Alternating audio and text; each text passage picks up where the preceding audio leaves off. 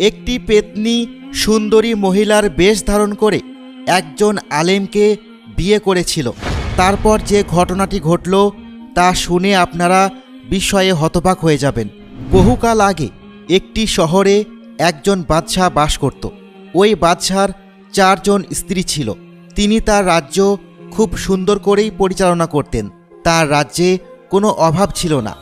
সকলেই বেশ হাসি খুশি ছিল, পুরো নিয়ামতে ভরপুর ছিল এবং ওই বাদশাহ তার স্ত্রীদের হক খুব সুন্দর করেই আদায় করতেন। তিনি তাদের সকল চাহিদা পূরণ করতেন। কিন্তু তার স্ত্রীরা কোনোভাবেই সেই বাদশার উপর সন্তুষ্ট ছিল না। তাদের প্রত্যেকেরই অভিযোগ ছিল বাদশাহ তাদের কোনো চাহিদাই পূরণ করতে পারে না। ওই শহরে আবার একজন আলেম বাস করত। সেই আলেম লোকটি খুবই ভালো ছিল। সে শহরের সকলের সাথেই বেশ ভালো ব্যবহার করত। কিন্তু কোনো একটি কারণে তাকে মৃত্যুদণ্ডের আদেশ দেওয়া হয়েছিল। যখন তাকে মৃত্যুদণ্ড দেওয়ার জন্য রাজ দরবারে উপস্থিত করা হলো, তখন সেই শহরের অনেকেই বাদশার কাছে অনুরোধ করল তাকে যেন মৃত্যুদণ্ড দেওয়া না হয়। ওই আলেম লোকটিও বাদশার কাছে অনেক কাকতি মিনতি করে বলতে লাগলো, হুজুর, আমাকে দয়া করে মৃত্যুদণ্ড দিবেন না। তখন বাদশাহ সেই আলেম লোকটিকে একটি শর্ত দিল। বাদশাহ বলল, বেশ, আমি তোমাকে মৃত্যুদণ্ড দেব না, তবে তোমাকে আমার একটি কথা রাখতে হবে। আমার শর্তটি হলো তোমাকে আমার একটি প্রশ্নের উত্তর দিতে হবে। প্রশ্নটি হলো, নারীরা ঠিক কিসে সুখী হয়? কি করলে নারীরা সব সময় খুশি থাকে? আলেম লোকটি বিবাহিত ছিল না এবং সে কখনোই কোনো নারীর সংস্পর্শে আসেনি, তাই তার এই উত্তরটি জানা ছিল না। তখন আলেম লোকটি বাদশাকে বলল, আমি আপনার এই প্রশ্নের উত্তর অবশ্যই দেব, তবে আপনাকে আমার এর জন্য 1 বছর সময় দিতে হবে। তখন বাদশাহ সেই আলেম লোকটিকে বলল, বেশ, আমি তোমাকে 1 বছর সময় দিলাম, কিন্তু 1 বছর পর যদি তুমি আমার এই প্রশ্নের উত্তর দিতে না পারো তাহলে তোমাকে মৃত্যুদণ্ড দেওয়া হবে। এরপর সেই আলেম লোকটি এই প্রশ্নটির উত্তর খোঁজার জন্য বেরিয়ে পড়ল। সে এই গ্রাম থেকে ওই গ্রাম যায়, এখান থেকে ওখানে যায়, কিন্তু কোথাও এই প্রশ্নের উত্তর খুঁজে পায় না যে নারীরা কিসে খুশি হয়। এভাবে 10 দিন কেটে যায়। এরপর কেটে যায় কয়েক মাস। একদিন ওই গ্রামেরই এক লোকের সাথে আলেম ব্যক্তিটির দেখা হয়ে যায়।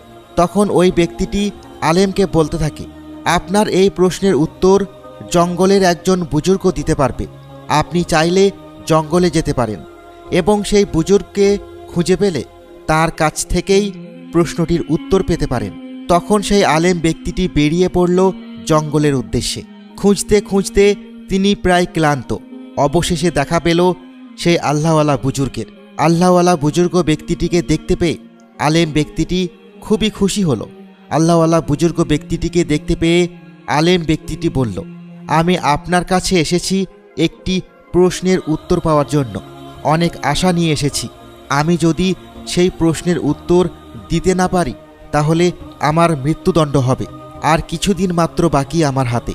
আল্লাহওয়ালা বুজুর্গ আলেমের মুখে সেই প্রশ্নটি শুনে বলতে থাকে, তোমার এই প্রশ্নের উত্তর তো আমার জানা নেই, কেননা আমি কখনোই বিবাহ করিনি।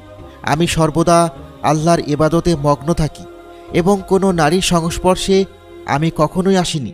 আমি কিছুতেই তোমার এই প্রশ্নের উত্তর দিতে পারবো না, কেননা নারীদের সম্পর্কে আমার কোনো ধারণা নেই।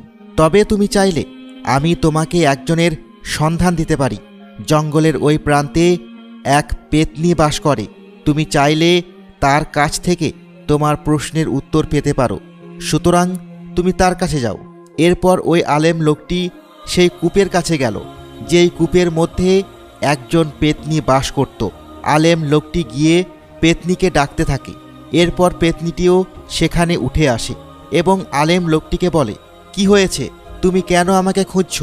কেন আমাকে ডাকছ? কে তুমি? তখন আলেম লোকটি বলে, আমি বহু দূর থেকে এসেছি।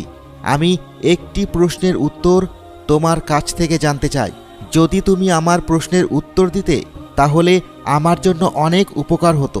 তখন সেই পেতনি আলেম লোকটিকে বলতে থাকলো, বলো, কি প্রশ্নের উত্তর জানতে চাও?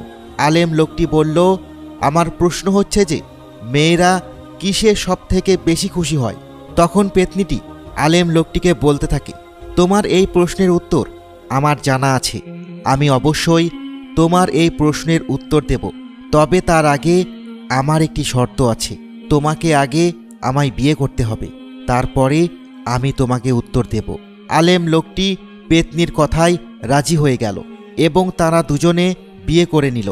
যে মুহূর্তেই তারা বিয়ে করল, পেতনিটি আলেম লোকটির সামনে একেবারে সুন্দরী রমণীর বেশে উপস্থিত হলো।